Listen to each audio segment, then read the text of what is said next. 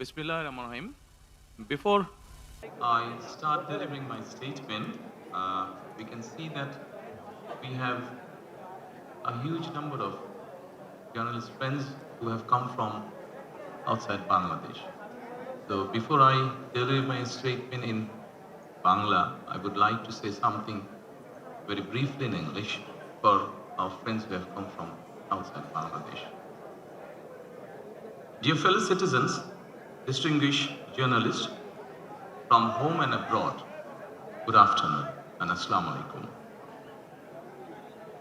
The freedom-loving, pro-democracy people of the country have once again brought victory to the Bangladesh Nationalist Party, BNP. Alhamdulillah.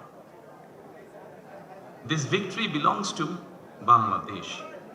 This victory belongs to democracy. This victory belongs to the people who aspire to and have sacrificed for democracy. From today, we are all free, with the true essence of freedom and rights restored. I congratulate the people of Bangladesh by overcoming all obstacles. You have paved the way of establishment of democracy in the country. We are about to bring our journey in a situation marked by a fragile economy, left behind by the authoritarian regime, weakened constitution and statutory institution, and a deteriorating law and order situation. With your spontaneous participation, after more than 1.5 decades, a parliament and government accountable to the people through direct voting are being established in the country. To ensure that no evil force can reestablish autocracy in the country, and to ensure that the nation is not turned into a subservient state, we must remain united and uphold the will of the people. A total of 51 political parties participated in this election, including Jamaat-e-Islami, NCP, Islami Andolan Bangladesh, Jamaat Ulema Islam, and Gano Adhikar Parishad, among others. I extend my sincere congratulations to every political party that participated in the national election, irrespective of the results. In a democratic state and political system, political parties are the true beacon of democracy. If both the government and the opposition play responsible roles from their respective position, democracy will surely take institutional form in the country. I call upon all democratic political parties that participated in the election. Your ideas and views are important to us in the nation building process. Our paths and opinions may differ, but in the interest of the country, we must remain united. I firmly believe that national unity is our collective strength, while division is our weakness. Dear friends, now I would like to deliver my statement in Bangla. My colleagues, they will provide you the translated copy after I finish. Thank you so much. প্রিয় বাংলাদেশী, প্রিয় দেশবাসী, আসসালামু আলাইকুম। দেশের স্বাধীনতা প্রিয় গণতন্ত্র প্রিয় জনগণ আবারও বিএনপিকে বিজয়ী করেছে। আলহামদুলিল্লাহ। এই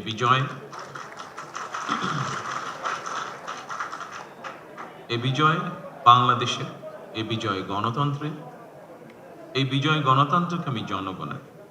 আজ থেকে আমরা সবাই স্বাধীন। আমি দেশের সকল জনগণকে জানাই আন্তরিক অভিনন্দন। সকল প্রতিবন্ধকতা মোকাবেলা করে আমরা দেশের গণতন্ত্র প্রতিষ্ঠার পথ সুগম করেছি। ফ্যাসিবাদের রেখে যাওয়া ভঙ্গুর অর্থনীতি অকার্যকর করে দেওয়া সাংবিধানিক এবং বিধিবদ্ধ প্রতিষ্ঠান এবং দুর্বল আইন শৃঙ্খলা পরিস্থিতি, এমন একটি পরিস্থিতির মধ্যে দিয়ে আমরা যাত্রা শুরু করতে যাচ্ছি। আপনাদের স্বতঃস্ফূর্ত অংশগ্রহণের 1.5 দশকেরও বেশি সময় পর দেশে পুনরায় জনগণের সরাসরি ভোটে জনগণের কাছে জবাবদিহিমূলক সংসদ এবং সরকার প্রতিষ্ঠিত হতে যাচ্ছে। আর কোনো অপশক্তি যাতে দেশে ফ্যাসিবাদ কায়েম করতে না পারে, দেশকে তাবেদার রাষ্ট্রে পরিণত করতে না পারে, এজন্য আমরা সকলে ইনশাআল্লাহ ঐক্যবদ্ধ থাকবো এবং থাকতে হবে। জামাতে ইসলাম, এনসিপি, ইসলামী আন্দোলন বাংলাদেশ, জমিয়তুল ইসলাম, গণ অধিকার পরিষদ সহ 51টি রাজনৈতিক দল এই নির্বাচনে অংশগ্রহণ করেছিল। জাতীয় নির্বাচনে অংশগ্রহণকারী প্রতিটি রাজনৈতিক দলকেও আন্তরিক অভিনন্দন জানাই। গণতান্ত্রিক রাষ্ট্র এবং রাজনীতিতে রাজনৈতিক দলগুলো মূলত গণতন্ত্রের বাতিঘর। সরকার এবং বিরোধী দল যে যার অবস্থান থেকে দায়িত্বশীল ভূমিকা পালন করলে অবশ্যই দেশে গণতন্ত্র প্রাতিষ্ঠানিক রূপ পাবে বলে আমরা দৃঢ়ভাবে বিশ্বাসী। নির্বাচনে অংশগ্রহণকারী প্রতিটি গণতান্ত্রিক রাজনৈতিক দলগুলোর প্রতি আহ্বান জানাই, দেশ গঠনে আপনাদের চিন্তা ভাবনা আমাদের কাছে অত্যন্ত গুরুত্বপূর্ণ। আমাদের পথ এবং মত ভিন্ন থাকতে পারে, কিন্তু দেশের সাথে আমরা সবাই এক। আমি বিশ্বাস করি জাতীয় ঐক্য আমাদের শক্তি, বিভাজন আমাদের দুর্বলতা। প্রিয় দেশবাসী, জনমনে সৃষ্ট সকল সংশয় কাটিয়ে শেষ পর্যন্ত দেশে শান্তিপূর্ণভাবে একটি অবাধ, সুষ্ঠু এবং নিরপেক্ষ নির্বাচন অনুষ্ঠিত হয়েছে। এজন্য অন্তর্বর্তীকালীন সরকার এবং নির্বাচন কমিশনকে বিশেষ ধন্যবাদ জানাই। জনগণের প্রত্যাশিত এই নির্বাচন অনুষ্ঠানের জন্য গণতন্ত্রের ইতিহাসে আপনাদের অবদান স্মরণীয় হয়ে থাকবে। নিরপেক্ষ নির্বাচন অনুষ্ঠানের সঙ্গে সংশ্লিষ্ট বিচারিক কর্মকর্তা, জনপ্রশাসন, সশস্ত্র বাহিনী এবং আইন শৃঙ্খলা বাহিনী সকল কর্মকর্তা, সদস্য এবং রিটার্নিং অফিসার, সহকারী রিটার্নিং অফিসার, প্রিজাইডিং অফিসার, সহকারী প্রিজাইডিং অফিসার এবং পোলিং অফিসার সহ সংশ্লিষ্ট ব্যক্তিবর্গ, আপনাদের আন্তরিকতা এবং দায়িত্বশীল ভূমিকা ছাড়া অবাধ এবং সুষ্ঠু নির্বাচন সম্ভব হতো না। আপনাদেরকে অসংখ্য ধন্যবাদ। এই নির্বাচনে দেশি এবং বিদেশি গণমাধ্যম এবং পর্যবেক্ষকদের ভূমিকাও ছিল অত্যন্ত গুরুত্বপূর্ণ। আপনাদের প্রতিও রইল অকৃত্রিম শুভেচ্ছা। ৭১-এর স্বাধীনতা অর্জনের যুদ্ধ থেকে ২০২৪ সালে দেশ এবং জনগণের স্বাধীনতা রক্ষার যুদ্ধ, এই দীর্ঘ সময় দেশ গণতন্ত্র প্রতিষ্ঠার আন্দোলনে যারা শহীদ হয়েছেন, হতাহত হয়েছেন, যাদের রক্ত মাড়িয়ে কষ্টের সিঁড়ি বেয়ে আজকের এই গণতান্ত্রিক বাংলাদেশ, সেই সকল বীর শহীদদের প্রতি জানাই গভীর শ্রদ্ধা।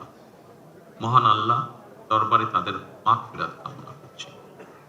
যারা মানুষের গণ অধিকার প্রতিষ্ঠার সংগ্রামে প্রাণ দিয়েছেন, হতাহত হয়েছেন, দেশের গণতান্ত্রিকামী জনগণ আপনাদের ভূমিকাকে গভীর শ্রদ্ধার সঙ্গে স্মরণ করবে ইনশাআল্লাহ।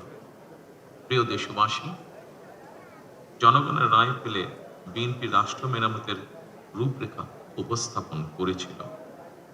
অন্যান্য গণতান্ত্রিক দল এবং সারা দেশের জনগণের সঙ্গে মত বিনিময়ের মাধ্যমে ৩১ দফা প্রণয়ন করেছিল। ৩১ দফার আলোকে ঘোষণা করা হয়েছে দলীয় ইশতেহার। একই সঙ্গে কয়েকটি বিষয়ে নোট অফ ডিসেন্ট দিয়ে বিএনপি জুলাই সনদেও স্বাক্ষর করেছে। আমরা জনগণের কাছে প্রতিশ্রুতিবদ্ধ, প্রত্যাশিত প্রতিটি অঙ্গীকার পর্যায়ক্রমিকভাবে বাস্তবায়ন করব ইনশাআল্লাহ। সারা দেশে বাংলাদেশ জাতীয়তাবাদী দল বিএনপির সর্বস্তরের নেতা কর্মী সমর্থক ছাড়াও দেশের গণতান্ত্রিকামী জনগণের সামনে আজকের এই সময়টি অত্যন্ত গুরুত্বপূর্ণ এবং আনন্দের। এমন এক আনন্দঘন পরিবেশে আপসীন দেশনেত্রী বেগম খালেদা জিয়ার অনুপস্থিতি আমাদেরকে করেছে ভারাক্রান্ত। রাষ্ট্র ও রাজনীতিতে জনগণের অধিকার প্রতিষ্ঠার এমন একটি গণতান্ত্রিক সময়ের প্রত্যাশায় তিনি ফ্যাসিবাদের বিরুদ্ধে আপোষহীন লড়াই করেছিলেন। স্বৈরাচার কিংবা ফ্যাসিবাদের সঙ্গে কখনো আপোষ করেননি। দেশ এবং জনগণের স্বার্থের প্রশ্নে বরাবরই তিনি ছিলেন অটল, অবিচল। আমরা আল্লাহর দরবারে মরহুমা খালেদা জিয়ার মাগফিরাত কামনা করছি।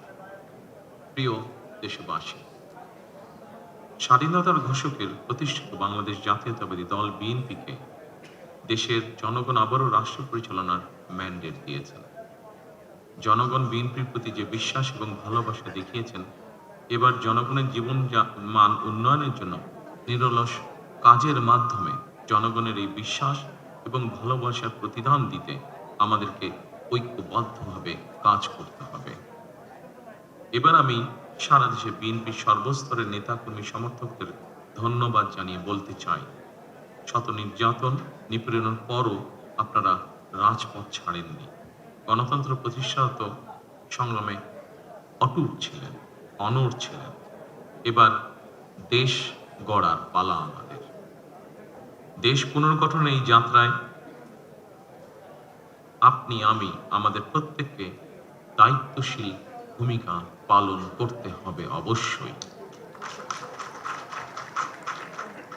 আমরা গণতন্ত্র এবং মানুষের অধিকার প্রতিষ্ঠার এই বিজয়কে শান্তভাবে, শান্তির সাথে, দায়িত্বশীলতার মাধ্যমে উদযাপন করেছি। নির্বাচনোত্তর বাংলাদেশে যাতে কোথাও কোনো অপ্রীতিকর ঘটনা না ঘটে, এই জন্য শত উস্কানির মুখেও আমি সারা বাংলাদেশে বিএনপির সর্বস্তরের নেতাকর্মীদের শান্ত এবং সতর্ক থাকার আহ্বান জানাচ্ছি। কোনো অপশক্তি যাতে পরিস্থিতির সুযোগ নিয়ে কোনো অপ্রীতিকর ঘটনা ঘটানোর সুযোগ নিতে না পারে, এজন্য নির্বাচনোত্তর নিরঙ্কুশ বিজয়ের অর্জনের পরও আমি সারা দেশে বিএনপি এবং জোটভুক্ত দলের সর্বস্তরের নেতাকর্মীদের বিজয় মিছিল বের করতে নিষেধ করেছিলাম। আমরা আল্লাহর দরবারে শুকরিয়া আদায়ের মাধ্যমে বিজয় উৎসব পালন করেছি। আমার বক্তব্য স্পষ্ট, যে কোনো মূল্যে অবশ্যই শান্তি এবং শৃঙ্খলা বজায় রাখতে হবে। কোনো রকমের অন্যায় কিংবা বিয়ানি কর্মকাণ্ড আমরা বরদাস্ত করব না। দলমত, ধর্ম, বর্ণ কিংবা ভিন্নমত যাই থাকুক, কোনো অজুহাতে অবশ্যই দুর্বলের উপরে সবলের আক্রমণ আমরা মেনে নেব না। ন্যায়পরায়ণতা হবে আদর্শ। আইনি শাসন প্রতিষ্ঠা করা না গেলে আমাদের সকল চেষ্টা ব্যর্থ হয়ে যেতে পারে। আইনি শাসন প্রতিষ্ঠায় সরকারি দল কিংবা বিরোধী দল, অন্য মত কিংবা ভিন্ন মত, প্রতিটি বাংলাদেশী নাগরিকের জন্যই আইন সমান। আইনের প্রয়োগ হবে বিধিবদ্ধ নিয়মে। নির্বাচনে একে অপরের বিরুদ্ধে কিংবা এক দল আরেক দলের বিরুদ্ধে প্রতিদ্বন্দ্বিতা করতে গিয়ে নির্বাচনের মাঠে হয়তো কোথাও কোথাও নিজেদের মধ্যে ভুল বোঝাবুঝির সৃষ্টি হয়ে থাকতে পারে। তবে এ ধরনের বিরোধ যেন প্রতিশোধ, প্রতিহিংসায় রূপ না নেয়, সে ব্যাপারে সবাইকে সতর্ক থাকার জন্য আমি আন্তরিকভাবে আহ্বান জানাচ্ছি। দেশে গণতান্ত্রিক জনগণের প্রতি আমার আহ্বান, আসুন যেভাবে আমরা গণতন্ত্র প্রতিষ্ঠার লড়াইয়ে ভূমিকা রেখেছিলাম, একইভাবে এবার দুর্নীতি এবং আইন শৃঙ্খল নিয়ন্ত্রণ এবং জনগণের প্রতি জবাবদিহিতার মাধ্যমে আমরা বাংলাদেশকে একটি নিরাপদ, মানবিক বাংলাদেশ হিসেবে প্রতিষ্ঠার জন্য যে যার অবস্থান থেকে আমরা ভূমিকা রাখি। একটি নিরাপদ মানবিক গণতান্ত্রিক বাংলাদেশ প্রতিষ্ঠার যাত্রাপথে আমি ভিন্ন দল কিংবা ভিন্ন মতের সকলের সহযোগিতা কামনা করছি। বিশ্বের সকল গণতান্ত্রিক শক্তি, সকল প্রবাসী বাংলাদেশী এবং দেশের স্বাধীনতা প্রিয় জনগণের প্রতি আবারও বিজয়ের অভিনন্দন এবং ধন্যবাদ জানিয়ে আমার বক্তব্য শেষ করছি। আল্লাহ হাফেজ। বাংলাদেশ জিন্দাবাদ।